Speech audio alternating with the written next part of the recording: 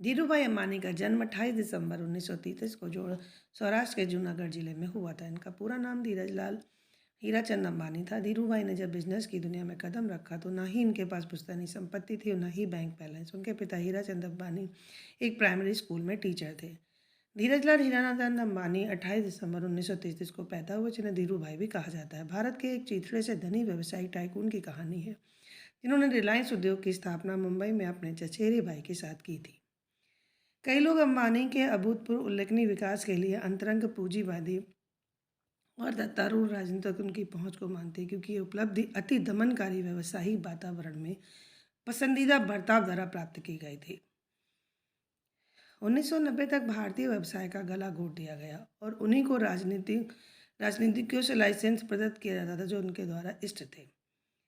जिनमें प्रतियोगिता के कोई अंबानी ने अपनी कंपनी रिलायंस को 1977 में सार्वजनिक क्षेत्र में सम्मिलित किया और 2007 तक परिवार संयुक्त धनराशि $100 अरब तक पहुंच गई थी, जिसे अंबानियों को विश्व के धनी व्यक्ति बना दिया गया। धीरज लाल हीराचंद अंबानी, जो ज़्यादातर धीरू भाई अंबानी के नाम से जाना जाता है, अंबानी के नाम से भी जाना, एक सफल भारतीय हैं। शक्तिशाली कारोबार थे जिन्होंने 1966 में रिलायंस इंडस्ट्री की स्थापना की।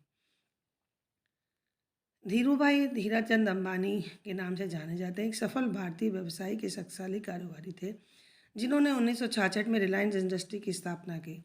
उन्होंने जिस मेहनत और लगन से तरक्की की, उसी वजह से भारत का हर युवा उन्हें अपना प्रेरणा स्रोत मानता है। धीरूभाई अंबानी ने हमें ये सोचने के लिए मजबूर कर दिया कि काबिलियत होने पर फिर चाहे वो किसी भी परिस्थिति में हो।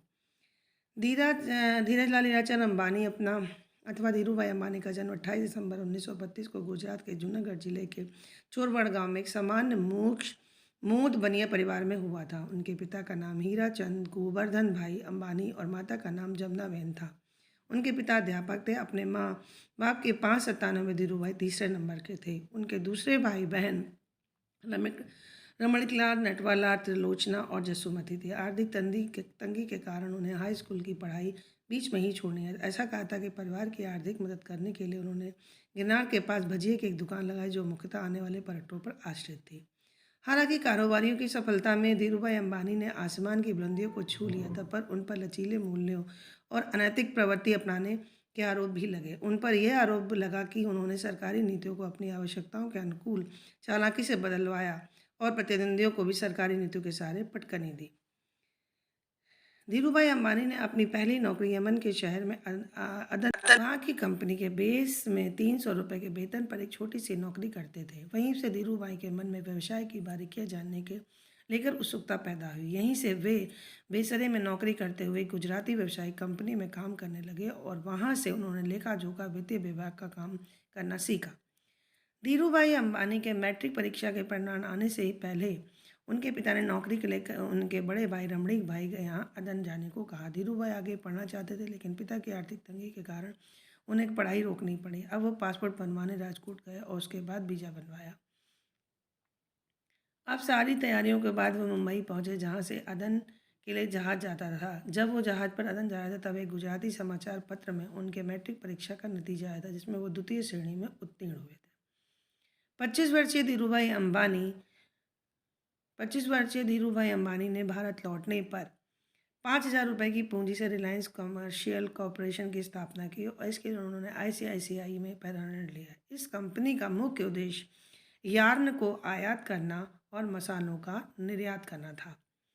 धीरूभाई ने किराए के मकान में व्यवसाय शुरू किया, जिसमें एक टेलीफोन, एक मेज और 3 कुर्सियाँ थी। शुरुआत में उन्होंने व्यापार संभालने के लिए 2 सहायक भर्ती किए थे। 1965 में उन्होंने व्यापार के साझेदार चंपकलाल दमानी ने उनके साथ साझेदारी खत्म कर दी, जिसके सारा व्यापार अब वो अकेले ही संभालने लगे थे। उसी दौरान आज़ादी के लिए हुए यमनी आंदोलन ने ईरान में रह रहे भारतीयों के व्यवसाय के दरवाजे बंद कर दिए। तब 1958 में धीरूभाई भारत वापस आ गए और मुंबई में व्यवसाय शुरू करने के लिए अवसर तलाशने लगे। चूँकि धीरूभाई व्यापार में एक बड़ा निवेश करने में असक्षम थे, तो मसालों और शक्कर का व्यापार रिलायंस कमर्शियल कॉरपोरेशन के नाम से शुरू किया। इस व्यापार के पीछे धीरूभाई का लक्ष्य मुनाफे पर ज़्यादा ध्यान न देते हुए ज़्यादा से ज़्यादा उत्पादों को निर्माण और उनकी गुणवत्ता पर था। 1962 में धीरूभाई वापस भारत लौट आए और 15,000 रुपये की राशि के साथ रिलायंस कॉमर्शियल कॉरपोरेशन की शुरुआत की। शुरुआत में रिलायंस कॉरपोरेशन का बिजनेस पॉलिस्टर यार्न इंपोर्ट करने और मसाले एक्सपोर्ट करने का था।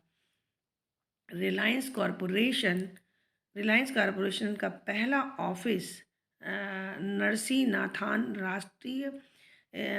स्ट्रीट में बना। वह एक 350 स्क्वायर फीट का एक कमरा था जिसमें केवल एक टेलीफोन, एक टेबल और 3 कुर्सियां थी। शुरू में उनके पास काम करने के लिए 2 सहायक थे।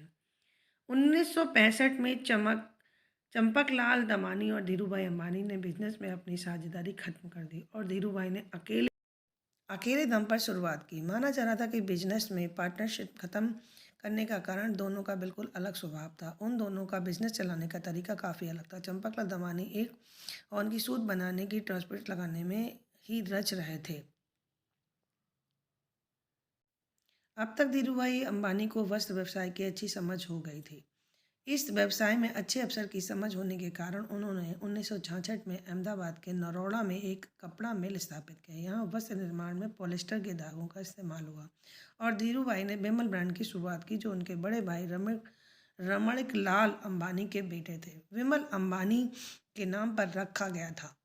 उन्होंने विमल ब्रांड का प्रचार प्रसार इतने बड़े पैमाने पर किया कि ब्रांड भारत का अंदरूनी इलाकों में भी घरेलू नाम बन गया। वर्ष 1975 में विश्व बैंक के एक तकनीकी दल ने रिलायंस टेक्सटाइल के निर्माण इकाई का दौरा किया और उसे विकसित देशों के मानकों में भी उत्कृष्ट पाया। जो सपने देखने की हिम्मत करते हैं वो पूरी दुनिया को जीत सकते हैं। न शब्द मुझे सुनाई नहीं देता। आवश्यक कठिनाइयों में भी अपने लक्ष्य को पाने की कोशिश करें। कठिनाइयों के अवसरों में तब्दील करें। असफलताओं के बावजूद अपना मनोबल ऊंचा रखें। अंत में सफलता आपको अवश्य मिलेगी। बड़ा सोचो, जल्दी सोचो, आगे बढ़ो। 5वां था उनका फायदा कमाने के लिए न्योते की ज़रूरत नहीं होती। रिलायंस के विकास की कोई सीमा नहीं है। मैं हमेशा अपना विजन दोहराता रहूँगा। अपने सपने देखकर ही आप उन्हें पूरा कर सकते हैं। सही उद्यमशीलता जोखिम लेने से ही है। यदि आप दृढ़ संकल्प हैं तो पूर्णता के साथ काम करना और सफलता जरूर मिलेगी।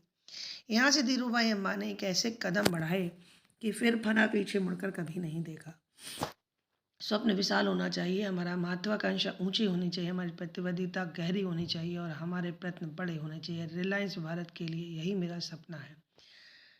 मैं भारत को एक महान आर्थिक महाशक्ति बनने का सपना देखता हूँ। ये थे धीरूभाई अंबानी के मुख्य वचन जिनसे सीख कर ही वो आगे बढ़े। सन 1955 में जेब में 5,000 रुपये रखकर किस मुंबई पहुँच गए। यहीं से शुरू हुई उनकी व्यावसायिक बनने की। यहाँ से धीरूभाई अंबानी के ऐसे कदम बढ़ाए कि फिर पीछे मुड़कर नहीं देखा।